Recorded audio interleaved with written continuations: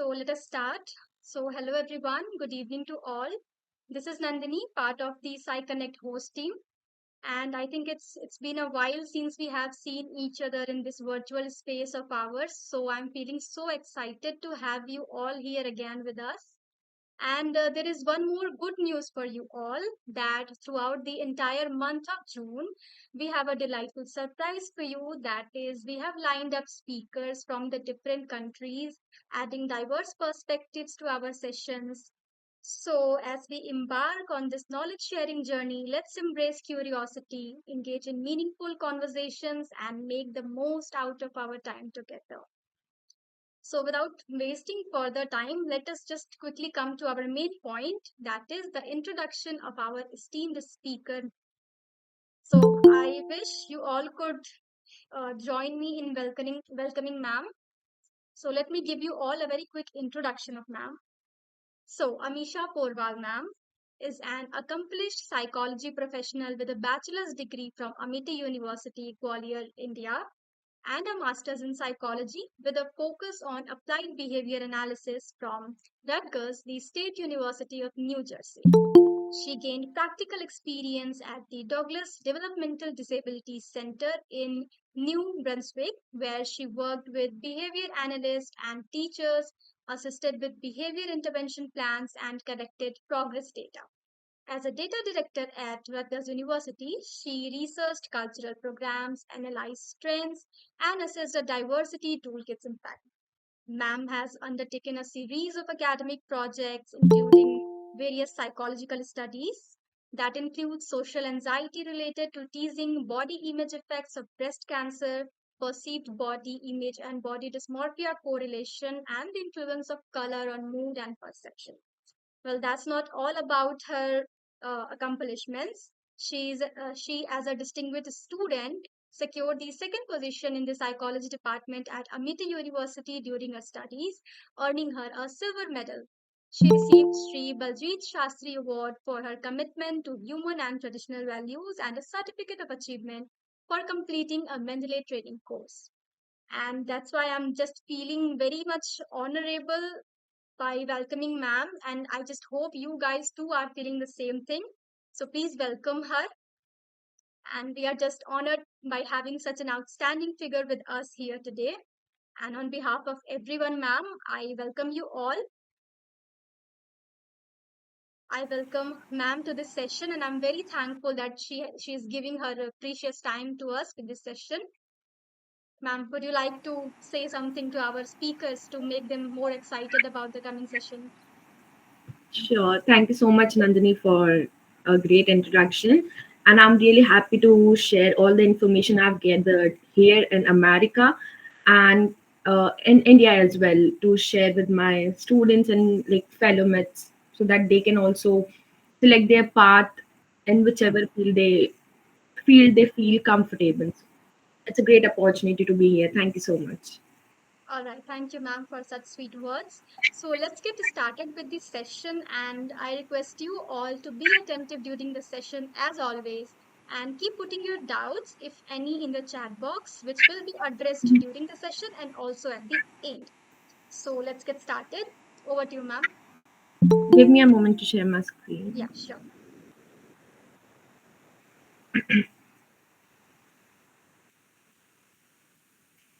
Is my screen visible to everyone?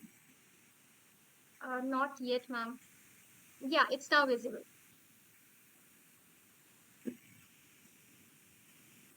Can you see my screen, Nandini? Yes, ma'am, it's visible now. Sure.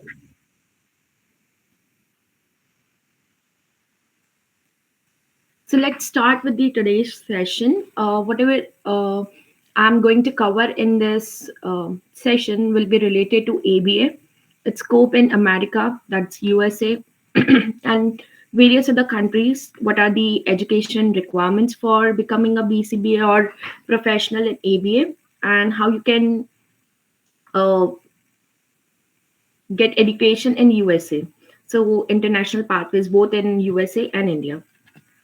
So Nandani has already gave my introduction. So let me make it a brief. I'm Amisha and I'm currently working as a classroom assistant and Douglas Developmental Disability Center, which is a part of Rutgers community, and its primary focus is on providing skill acquisition to students with autism or minor intellectual disability. So currently, I'm pursuing my master's in applied behavior analysis from Rutgers, and I've completed my bachelor's in applied psychology from Amity University, Gwalior. And talking about my professional experience, I'm currently working on the culture and diversity toolkit, which focuses on how we can create a cultural, diversified environment in our educational setting as well as in our work setting. And I've created a toolkit which is going to be completed around 2025 end, and we are going to spread our toolkit to different organizations where they can have a checklist to be filled, which can show that their organization is culturally diversified or not. So we are, like, me and my professor are still working on this. And in terms of ABA, I'm trying to get my specialization in early intervention procedures and behavior reduction program. And talking about why selecting ABA or why pursuing career in ABA. So to be honest, when I was studying my bachelor's in Amity, I never heard about what ABA is. So I was completely blank and completely zero about ABA. But when I researched more about ABA, I came here to pursue clinical psychology uh, as my first interest. But when I started studying here, I get to know about ABA and how it is important for autistic population. So then I switched my concentration from general psychology to applied behavior analysis, and now I can see my whole career in ABA, and I'm like gaining my supervision hours right now, and will sit for BCB exam in future. So that's why I took ABA. So talk about ABA and what it encompasses of. So applied behavior analysis basically focuses on the observable behavior and which can be measurable too. And it's a scientific approach to understand and change behavior, how you can provide skill to individual who is suffering from autism or any intellectual disability, and how you can create a change in their life so that they can survive their daily life skills. So this is what ABA focuses on. The basic criteria of ABA is to scheme observable and measurable behavior, and to teach skills that can help in changing behavior of that individual and can lead to a great life. And it closely focuses on the core principles of reinforcement. We have all, if you all are a part of psychology team, you must be aware of what reinforcement is. So these are the strategies which can be implemented on behavior which can lead to positive outcomes. So we have four reinforcement strategies as a basic, and then we have like more further like stimulus control and like sort of reinforcement strategies. So we focus on punishment, extension, stimulus control, and generalization. And by applying all these reinforcement strategies, we aim to modify behavior which can lead to positive outcomes in the life of children with disability or autism. So this is a basic picture of what ABA looks like. Also, if you have any question in between, you can ask when I complete my slide, or you can ask at the end of the presentation, because I cannot see the chat, so you can just directly ask the question. So talking about what is the difference between ABA and psychology. So ABA is also a part of psychology, but it completely not aligns, it completely differs from what psychology works for. So for an example, ABA is focused on behavior modification, and it focused on observable changes. So if I'm doing any changes in any individual, or I'm trying to modify any behavior, it will be visible in that individual suffering from any disability, and it will be looked in a form of skill acquisition. So I'm trying to teach any individual a skill so that they can have their daily life activities manageable. But when we talk about clinical psychology, it focuses more on mental health, emotional or psychological issues. So clinical psychologists focus on covert or overt behavior both. That's why we have Rorschach test, TAT, so that we can underline the unconscious behavior also. On the other hand, ABA only focuses on observable changes or observable behavior. And same with the general psychology, it focuses on the various psychological phenomena. Talking about the approaches in ABA, we as a behavior analyst or ABA professionals, we focuses on the intervention which are completely or mostly based on reinforcement principles. So for an example, I have to teach a student a waiting program, like they have to wait at one place. So I'll be using a reinforcement program. Like I'll be using a token economy. If you're like, if the student is waiting at a specific spot for 10 seconds, I'll be giving him his preferred edible so that he can learn that if I'm like waiting patiently at one spot, I can earn a token or my preferred edible. So that's how we use reinforcement principle in our every behavior modification program, so that the individual can learn skill using reinforcement techniques. On the other hand, when we talk about clinical psychology, it not only focuses or encompasses reinforcement principle, but it includes all other therapeutic or diagnostic tools.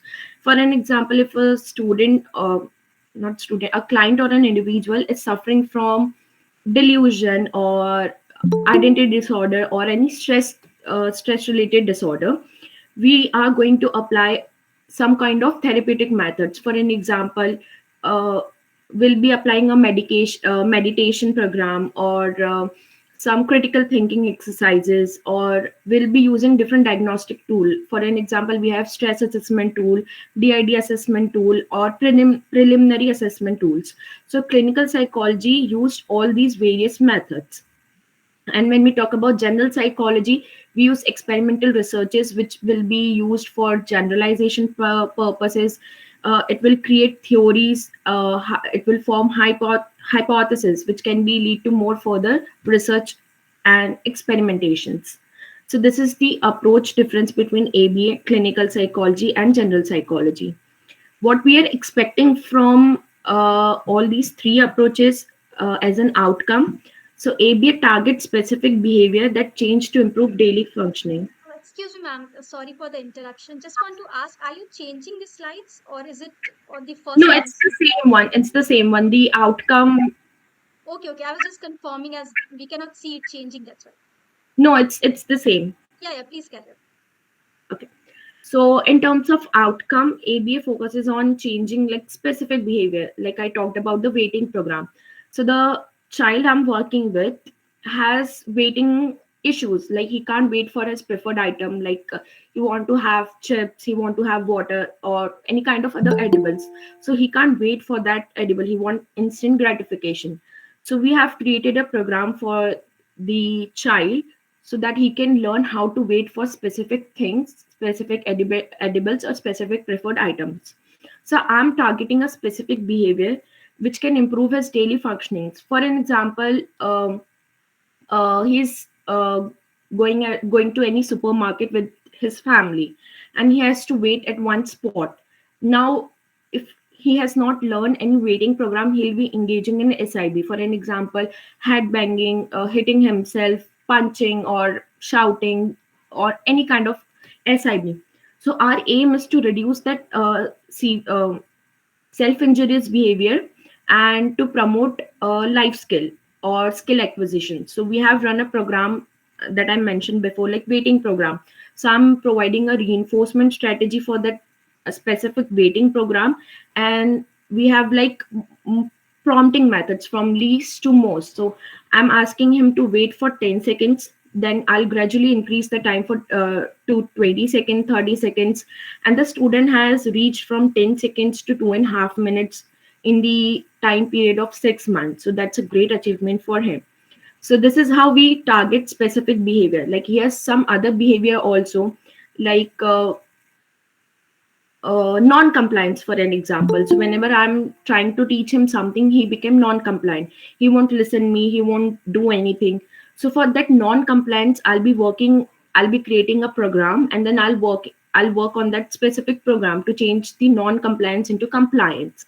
So this is how ABA works, targeting specific behavior which can create more motion and smoothness in their daily functionings.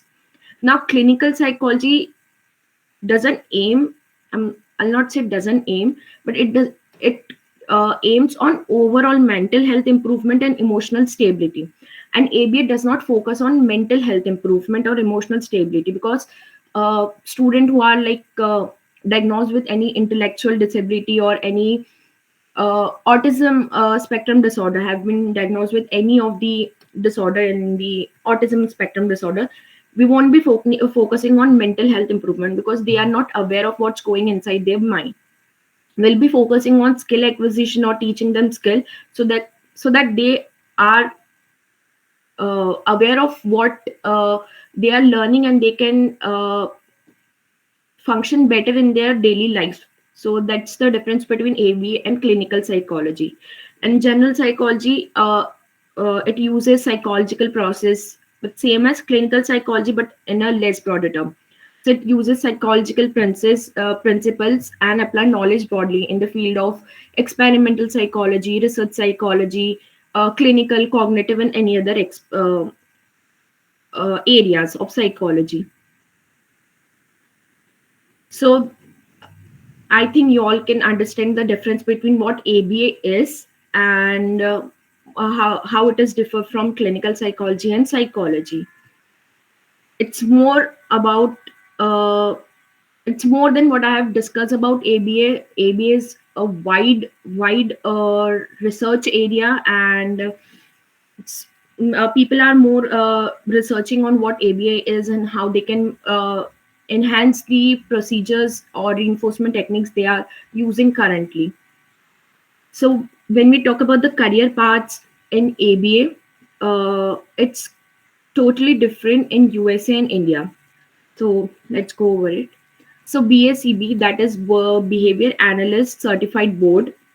So it's a board like APA. It's for like APA is for psychology or psychologist. BACB is for behavior analysts, who are the professionals working in the field of ABM.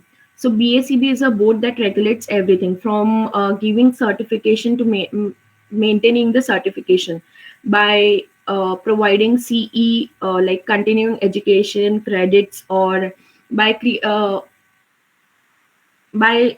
providing certification other than BCBA and RBT. So this board regulates everything from um, how you can take exam, when you can take exam, how many trials you can take exam, which are the accredited university you can enroll in order to meet all the requirements for BACB, BCBA, RBT, or any other professionals. So I've mentioned the link for BACB board. You can go over it and read all the requirements for BCBA, RBT, or any other professionals, and you can just have an overview of what BACB is and how it works. So this is just a pathway of how you can become a BCBA. So I'll go over it. To become a BCBA, that is Board Certified Behavior Analyst, it's a topmost, not topmost, second topmost position as a professional in ABA, and they primarily works as a supervisor who supervise the RBT and BCBA. They are the professionals working in the field of ABA. So they supervise. Let's think in other way. They are the teacher who teach their students how to become a BCBA, and pretty well professional in the ABA organization. So to become a BCBA, Ma'am, are we still on the first slide? now we are on the Yeah, eighth now slide. it's changing. It was paused, I guess. Now it's changing. Okay. Okay, I'll make it like this. Now you can see my slide. It's on eighth slide. Yeah. Okay, and let me know if anyone has any questions so I can address it. Yeah, I'm having an eye on the questions. I'll ask you if there will be one. Sure, no problem. Okay, so when we talk about the BACB board, Behavior Analyst Certified Board, and BCBA, Behavior Certified, Board Certified Behavior Analyst. So to become a BCBA, you need to minimal requirement, education requirement is to have a master's degree or doctoral degree in any related field of psychology. So for an example, I had my bachelor's in applied psychology, which met in requirement for applying um, applying for a master's course, and then I'm eligible for sitting as a BCBA or BCBA exam because I have completed all my required course in the masters, which is like required for BCBA.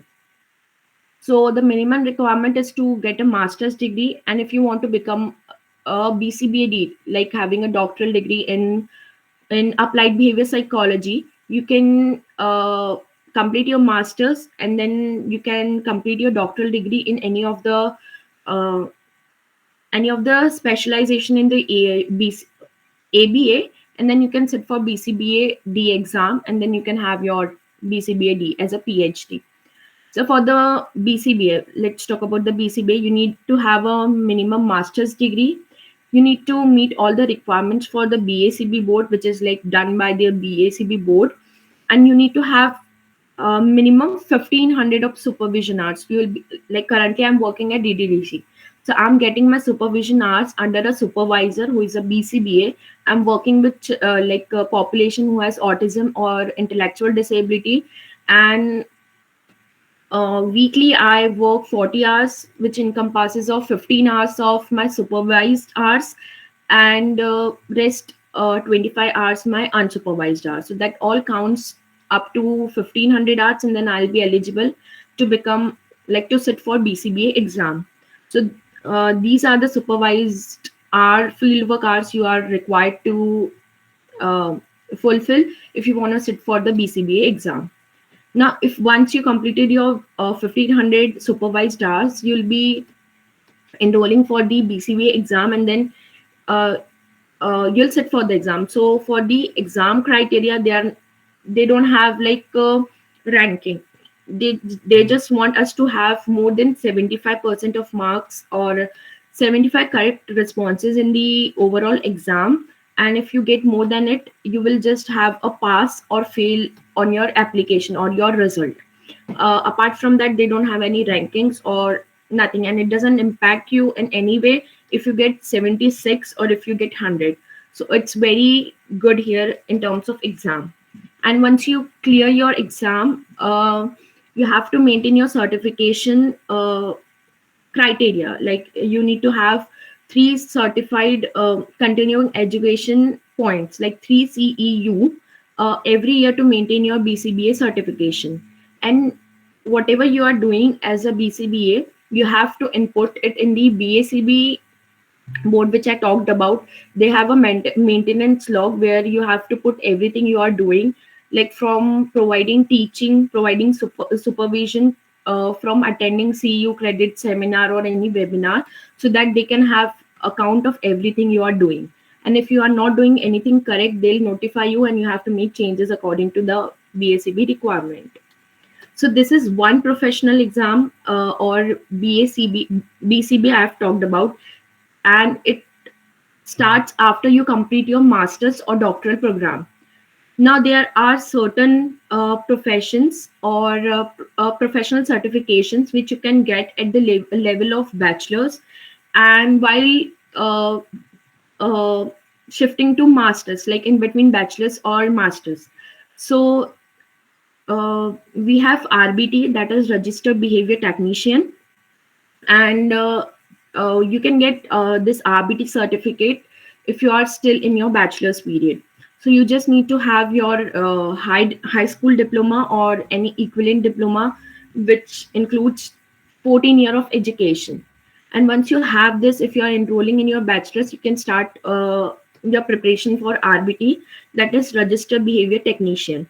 And for getting a certification RBT, you have to complete a 40-hour training under any BACB, that is board certified BCBA, board certified behavior analyst, or any BCABA, that is assistant behavior analyst. So they'll be providing you a 40-hour intense training related to what you are going to do in your bachelor's period or at your initial level. And once you complete all the requirements, that is 40-hour training and some certain coursework, you'll be able to get qualified for RBT. Now let's understand this in a step manner. RBT as an initial process, then you have BCA BA, and then you have BCBA, and then you have BCBAD. So it all goes up with your education level. If you have bachelor's, you can go for RBT. If you are in between bachelor's and master, you can go for BCA BA, that is board certified assistant behavior analyst. If you have completed your master, you can sit for BCBA, that is board certified behavior analyst. And if you want to go further in your field, and if you want to be a teaching professor or anything related to the education sphere, you can go for PhD. Otherwise, if you want to work in a clinical, not clinical, and then field work, if you want to work in a field or work directly with the individuals, you don't have to sit for the PhD exam, or you have to spend like 7 8 close to 5 6 years in your PhD. So this is how it works. So to become a assistant behavior analyst, you should be in between your bachelor's and master, and you need to have 1,000 supervised field hours within the time frame. So they have like specific time frame, that is 1.5 year to become a BCBA and to complete your 1,000 supervised hours. And then you can sit for BCBA exam, and then you can pass your exam and get a BCA BA certification. Now here's the things. If you are in master and you are thinking of doing a RBT, that is registered behavior technician, there's no use of doing RBT at your master's level, because it will not be a worth of doing RBT or BCA BA, because you are already at that stage where you can get your supervised field hours, which can fulfill the requirement of BCA. So you don't have to waste time and go back to the initial process, initial certification, and sit for RBT or BCBA, because you can get your topmost certification after your masters. So this is how it works. There's no foundation, you can't do it, but it's not worth of doing. Now I talked about all the basic certification in ABA and how you can achieve it. But if you want to do it in America, there are certain procedure, because initially the board which regulates everything in the USA has stopped their certification in India. So we had BCBA who regulates, like previously we had BCBA who regulates everything in India and other several countries, and we have to follow that specific regulation. But now BCBA, that board, has stopped their certification in India and some other countries, and now they are only providing certification in uh, I guess UK, Canada, and USA.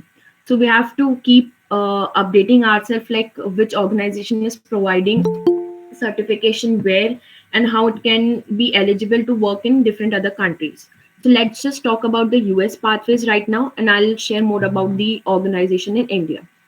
So if you want to come here and study ABA in USA, you have to look up for certain things, like which semester you want to be here. Like there are 5 semester here, like fall, spring, summer, and winter, and some other. If the major semester where best courses are offered are fall, spring, and summer. So you can look up for the courses you want to enroll in. For an example, there are certain university who provides more courses of ABA and few courses of psychology.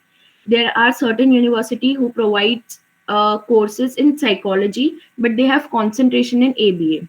So when I enrolled myself in Rutgers, I was only enrolled in general psychology, and I was not aware of if they are like providing any concentration in ABA or any other courses. But later on, when I completed my first semester, I get to know about like they are providing certification and concentration in ABA both, and I can be like still be eligible to sit for BCB exam if I have that concentration in ABA. So you have to look up for the courses, which course you want to be in, and BCB, the BACB board, which I mentioned here in the previous slide link, they have all the list of courses which are required to required to sit for the BCBA exam. So you have to look up for the courses and look up for the courses universities offering. So you can like match universities offering this course or not. So we have like 3 semester fall. Fall is from September to December. Spring is from January to April, May, and summer is from May to August. So this is how the semester works here. Now, if you want to work or go for studies, ABA in different countries, these are the criteria other countries consider to intake students from other countries. So if you want to work or study in USA, you need minimum of 4 year bachelor's or a WES score, that is World Education Services. You can find it on Google. If you search WES, they have all the uh, criteria requirement if you are from different other country and you want to study in like USA, UK, Canada, or Australia. So they what they do is they convert our CGPA into GPA and make it equivalent to, and they'll show us if it is under the criteria of what USA is asking in terms of GPA or not. So I'll talk about myself. My CGPA in India was 9.8. Overall GPA in my bachelor was 9.8, and when I applied for WES, they converted my score into GPA, which is 1 to 4 scale. In India, we have 1 to 10 CGPA scale. In USA or any other foreign country, they work in 1 to 4 scale.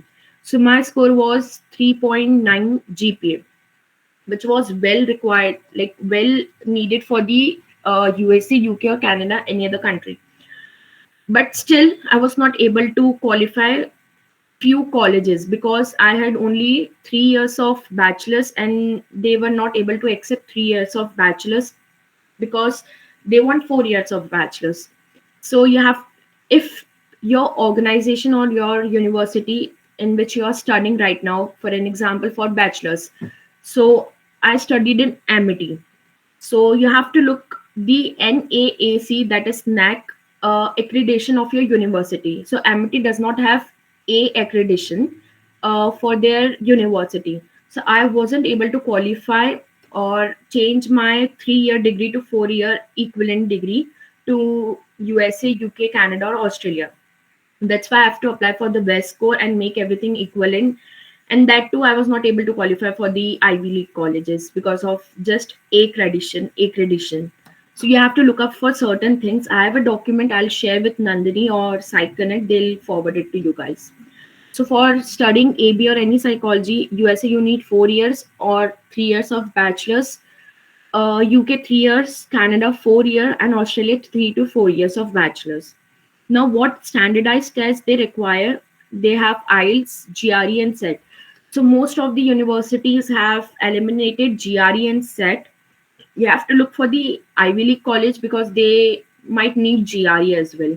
For the IELTS, you need minimum of 6 scores, and for Ivy League, you need 7 or more than 7. So this is how their standardized tests work. And if you are like able to get more than 7, you will easily get accepted in the university. They have certain other criteria, like you have to write their essays, or they need your LOR, letter of recommendation, your SOP. They'll have certain questions in their application profile where you are like submitting everything. They look for how critical thinking you have and how you can be a proficient in your field and what knowledge you have in your field. So they'll assess through some different questions. So this is how standardized tests work. You have minimum 6 or 7 you need for getting into best college here. Just a sec. Okay. So what are the steps to get into USA? I'm talking specifically about USA because I'm much aware of how everything works here. So if you're looking for the colleges in psychology, go for psychology or any specific program you want to go in. So for an example, a university is offering psychology course, but they have certain other specific specialization. So the ranking for that specific psychology program is first in their area. But when you go further and look for the specialized program, that is ABA, I look for ABA. So in ABA, their ranking was, let's assume, 33. So it's not worth it. You have to look for the ranking which is for that specific program. So look for the college ranking. If you want to go in the bachelor's, look for the bachelor's program. If you want to go in master's program, look for the master's one. Now the most important thing is you have to look for the acceptance rate. If the acceptance rate, how many students university accepts during that semester. So for an example, if there is a university, X university, who has 100 student intake in fall, and like position 100 position for their fall semester, and they are intaking student, close to 99 student per semester, so they have acceptance rate of 99% for that specific semester. So you won't be able to qualify the visa processes in India, because um, if the acceptance rate of university is more than 65%, visa officers reject your visa at that moment, because they assume that you are entering USA just for uh, just for the sake of money, and you don't want to study there, just want to do some part-time works or other works. So they won't be accepting you if the acceptance rate is more than 65%. So look for the acceptance rate of that university. If it's less than 65%, you're good to go, and if it's not, you have to find some other university. And once you have finalized not finalized once you start looking for your colleges, look for the cost of living and education. So for an example, there are certain areas in USA, for let's talk about taxes. So it's very less on living and expenses, and cost of education is also less compared to other states of USA. If you talk about California, it's more than average, and their education is very expensive. So you have to look up for the area where you want to go and how much you can afford in terms of your living and education, because for the first semester you won't be able to work outside your organization, and the minimum wage is very low, so you have to balance everything and look out for everything. And cost of education. So I got acceptance letter from Five University. So Rutgers has education cost was very minimum, and I applied for several scholarship also. But when I talk about my other acceptance letter, the university was very renowned, and it's next to Ivy League colleges, but their per semester fee was close to 95 lakhs, which I was not able to afford, and I didn't want to take loan which I have to pay for my life. So you have to look for the colleges which balances everything. Now for the second step, sign for the required test. Let's say IELTS. There are two types of IELTS. Like one is written and one is computer based. So uh, practice before you go for IELTS test or any required standardized test like GRE or SET. And like prefer select which you prefer most, like the written one like pen paper or the computerized based, and book very advanced, because it takes, for the pen paper it takes almost 15 days to have your result, and for the computer based it can be in 3 or 5 days. And the minimum cost for IELTS is 15,000 per attempt. So you have to be prepared, because you don't want to waste your 15K at, like, by reattempting test again and again. Start your statement. University always ask for your statement of purpose. What is your reason behind applying in the university? How did you chose your career path in ABA or in psychology? So that your SAP should be of 3 to 5 pages, and it should have everything you did in your like previous education sphere, and what your aim what your aim is to do in your future. So everything should be written in your SAP, and it should be very solid, which can convince the application selecting the one who is selecting application. It should convince them like you're eligible for this position and you're like good to go. You need 3 to 4 letter of recommendation. What are the other criteria they need in your application, and all of the things. So be sure before submitting your application. And keep your things handy before starting your application is VESCO, which I already talked about, which converts your score CGPA into GPA, which every university will ask for. Your provisional or original degree certificate, because you have to submit the PDF of your degree VESCO in your application process. Your SOP resume, and free waiver. So there are certain fee application for every fee or every college application you are going to fill. So you can write a letter to the university before applying to that applying for that position or for that college, like you have some financial issues or some of the other reasons, like you can't be able to afford this much of application fee and you want a fee waiver. So some universities accept that application and some does not, so you can try your best to have a fee waiver, because the cost of each application is close to $60 to $80, or 120, which is more than 8,000 in Indian currency. So you can have a fee waiver. And go for a college virtual tour. So every university have a link for virtual tour and their college websites. You can go and look for the college, uh, where it is, what's the location, what's the locality near the university, and everything. So these are the steps you can complete and get entry in the USA. And have provided a list of colleges or universities I have applied to, and it is all over the USA.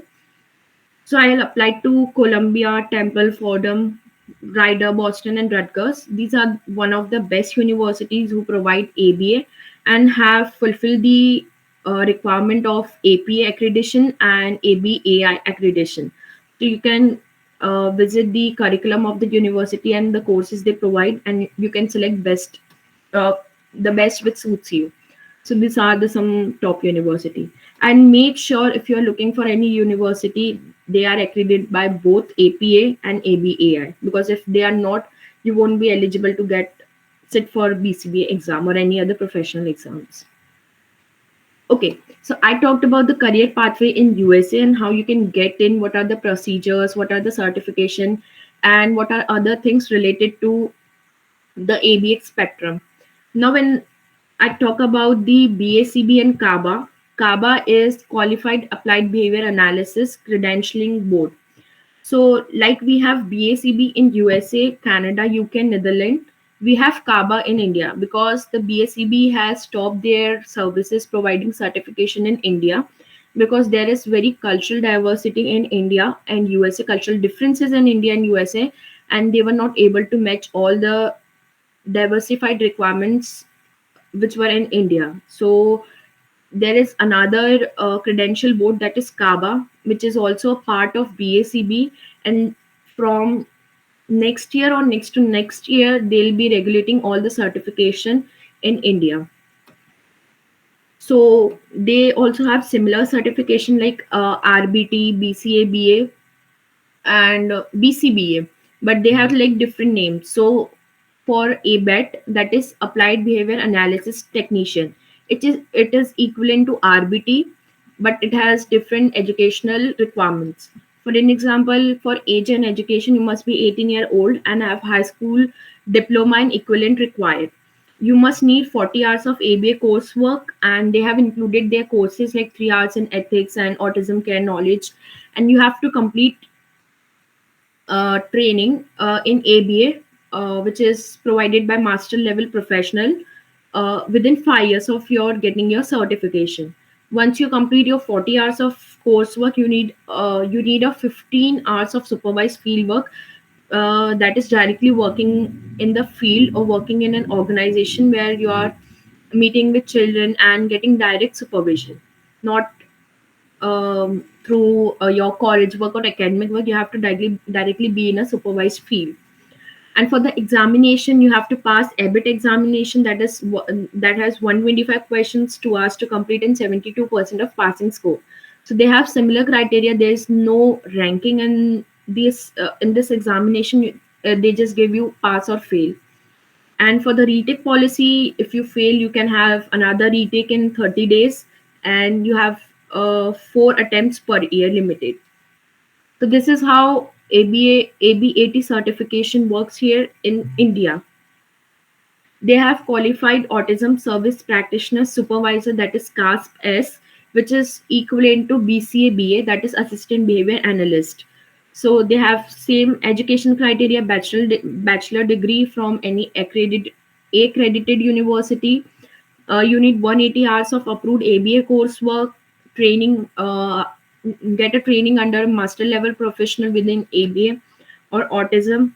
Fieldwork, that is 1000 hours of supervised fieldwork, 600 in the assessment process or program development, where you are conducting assessment, training staff, or creating programs. And 400 hours can be direct care, where you are directly working with the uh, population of autism or intellectual disability without conducting any assessment.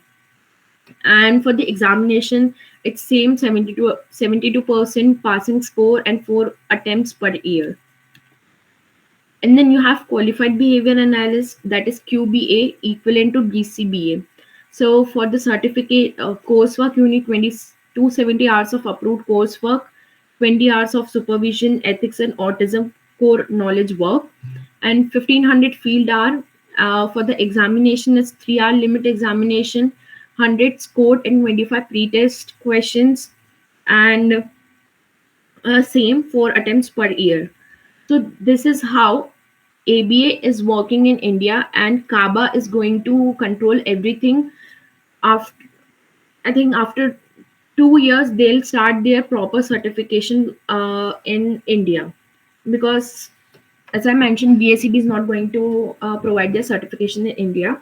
Now, for the important thing is just keep updated with everything BACB or Kaba is posting on their website, because they are continuously changing their criteria and requirement to sit for ABA exam or for their ABA coursework. So just be attentive and be updated with everything they are posting, and just look for the eligibility criteria. If you have Kaba certification in India, are you able to get qualified to work in some other countries or not? Because if you have BCBA license, you can work anywhere in the country. But I'm not sure about the Kaba, because they are still working on their requirements and eligibility criteria. So just keep an eye on whatever updates they are doing. And last but not the least, uh, what all profession you can go in if you have applied behavior analysis certification or any other certification in the ABA. So you can be a BCBA, I talked about. You can be a licensed behavior analyst, that is BCABA, assistant behavior analyst.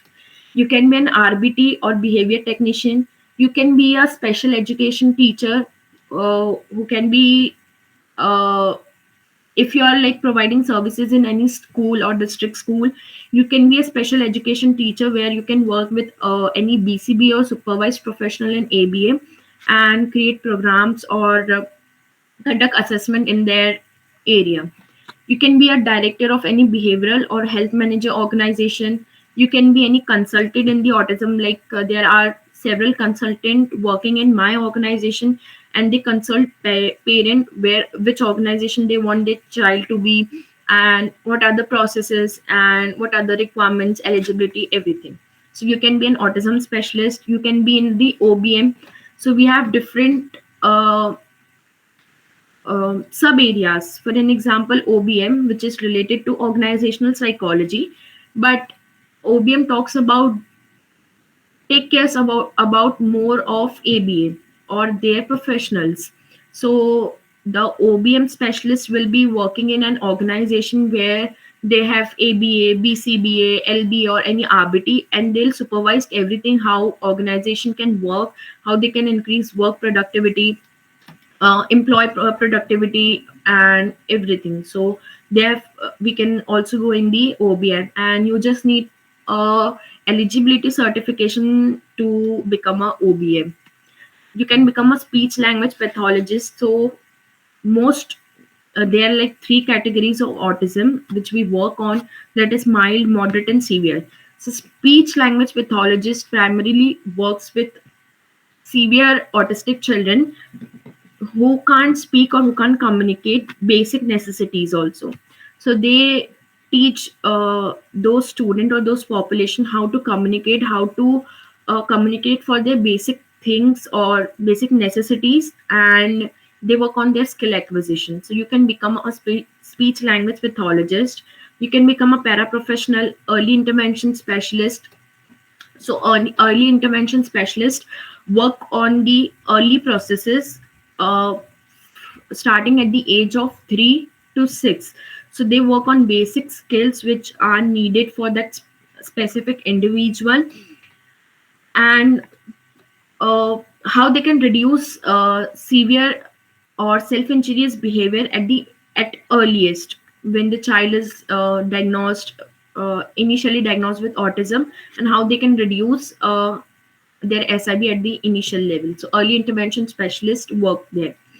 So behavior therapist and counselor, it is for the ABA professional, not for the students, but it's for the professional and for the parents. They talk to the parents, give proper direction, redirection about the ABA, and also related to some different aspects like university or any organizational enrollment and some other different things. Developmental disability specialist, it works with intellectual disability, individual with who have like intellectual disability. Social skill trainer, it works with individual with autism, and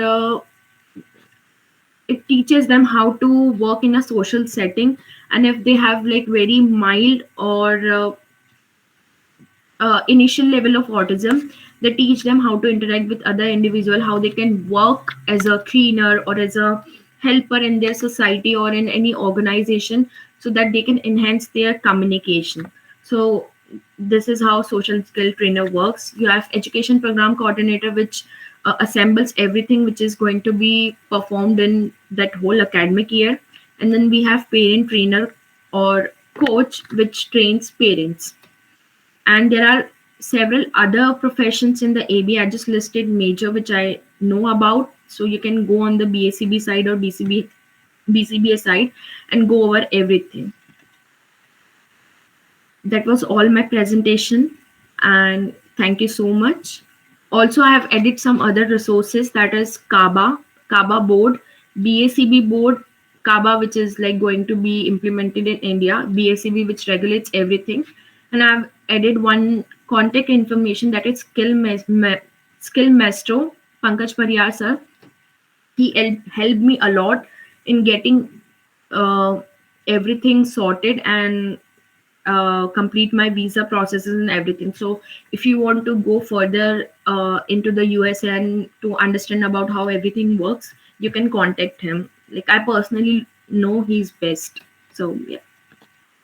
So this was all my presentation. I hope you enjoyed and learned something about ABA. I know I didn't cover everything, but I covered most of it. So if you have anything, any concerns about it, you can contact me at this email, or you can personally connect or site connect. They'll connect you to me.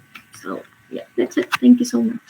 Thank you so much, ma'am. This was actually a complicated topic for many of us, and it was quite new for us. And you sorted it out with such Mhm. simplicity. I hope the listeners got to know much more new information today. And if anyone have any queries regarding this session, any question, you can unmute yourself and ask your questions to ma'am, or you can put it in the chat box also. Yes, Anusha, please. Hello. Hi. Hi, Anisha. Hi, Amisha.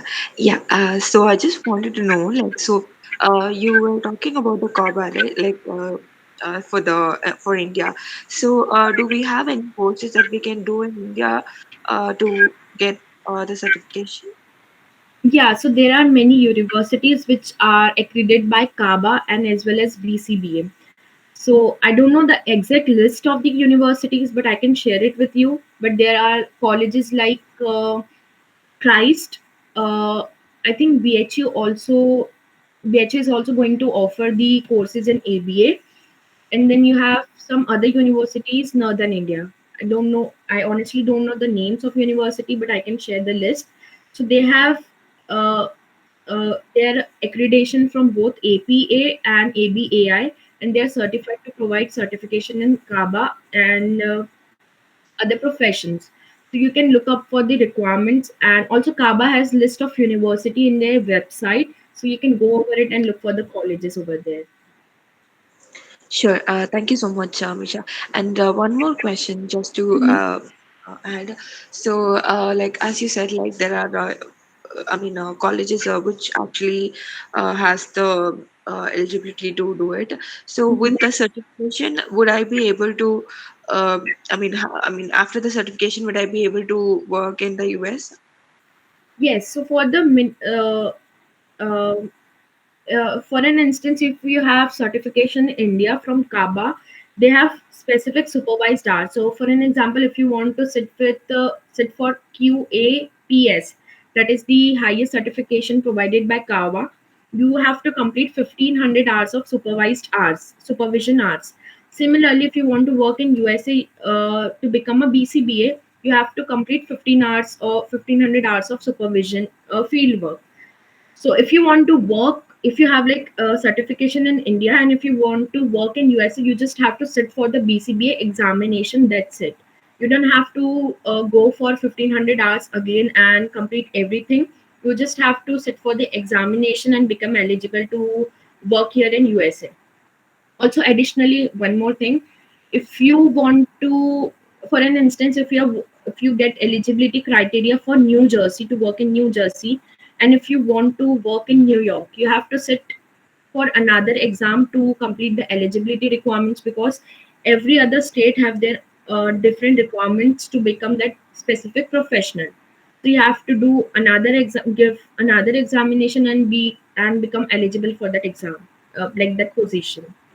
But you can still be eligible to work in US if you have certification in India by Kaba, because eventually it is certified or it is regulated by BACB. So yeah. Sure. Thank you so much. Thank you so much, Amisha. I think that was very helpful. Thank you so much for the very clear presentation again. Thank you. Thanks. Anyone else with their questions?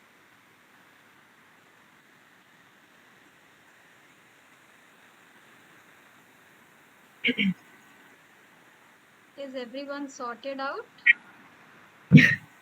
Actually, ma'am, you just explained with such simplicity and beautifully. I guess no one has any queries regarding anything.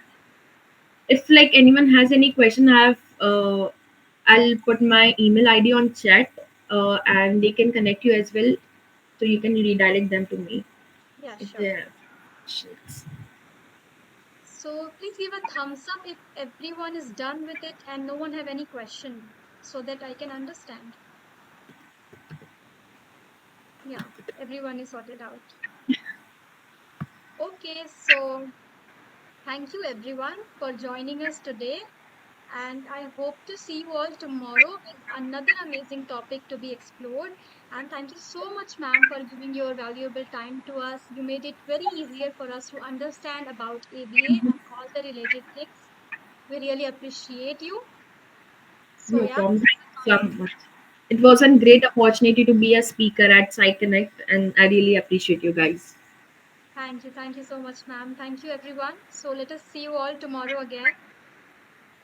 All right. Thank you, ma'am. All right, bye. Take care. Bye bye.